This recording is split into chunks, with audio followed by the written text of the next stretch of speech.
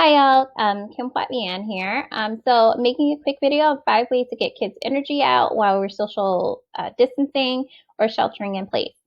Um, for obvious reasons, I guess, for those of us who are here and stuck with little people at home, um, I think we're all kind of experiencing some cabin fever. And the typical thing of like maybe taking them to the park, to the playground is probably not an option since we don't really want them using playground equipment.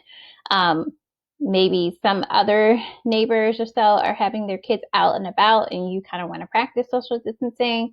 The kids are bored. If you have a backyard and the kids are bored because they're like, I have no one to play with, what shall I do? And they need a little bit more structure or, a little bit more parental involvement. I just wanted to give you a quick list of things that you can do with your little people. So number one is a neighborhood scavenger hunt. I did this yesterday. My little people were very antsy. We were all pretty much at each other's throats until we realized that we've been stuck in a house and we need to get out. So we did a quick scavenger hunt along with our walk. And, basically what we did was look for things for every letter of the alphabet, which is a great way for them to practice some academic stuff, using their brains, um, maybe walking a different way that we normally wouldn't, walking a little bit slower because they're focusing on things that are going on in a neighborhood or things that we wouldn't normally notice. So it stretches out the walk a little bit, but it also expends a little bit more mental and physical energy. So my 5-year-old did it. He loved it. He asked to do it again. So I consider that a win. Number two is yoga. YouTube has some great short videos, a kid series of yoga series. Sorry, they have a quick some videos of like some yoga sequences that kids can follow along with, and it's a great thing for parents to do as well. Yoga can help with like gross motor skills, but it's using a lot of those big muscles, and some of the poses can be pretty difficult for kids. So they may need some adult support, but it also expends a good amount of energy because it is kind of difficult for them. So doing something that's pretty short, you can do it while they're kind of waiting for dinner to cook. If you've seen that they're kind of at each other's throats about a toy that somebody supposedly wanted that never wanted it before.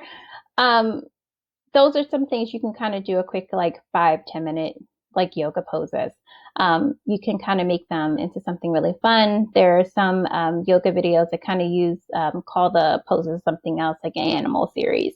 So check that out on YouTube. And another one is Twister. I don't have Twister here, but I'm creating Twister with my little people. And it's another way of them using like these big muscles, and it's really silly. It gives them a reason to flop around. They love it. Everyone loves it. So there you go. And if you don't have Twister, like I don't have Twister, I'm just basically taking some paper, maybe construction paper or regular white paper, cutting circles out and letting the kids color it, taping it to the floor, and voila, you then have Twister. Next one is a dance party. My little person, 5-year-old, really loves Old Town Road right now. And I'm going to let him play it because he enjoys it, but I'm also going to mix it in with other songs. So create a playlist, and maybe it's a dance party playlist, and you turn it on while you're cooking, when things are pretty, kind of hectic or they're kind of fussy or whatever. And you can turn it into something that's really fun. If it's a time when you're just not able to get out because maybe you have like a short amount of time between this and work before you can actually go and take the kids out for like a walk.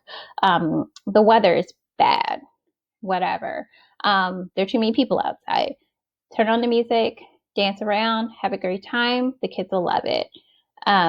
And the last one are physical video games. I know a lot of times parents, we kind of want to reduce screen time, especially right now because we've been using the screen so much.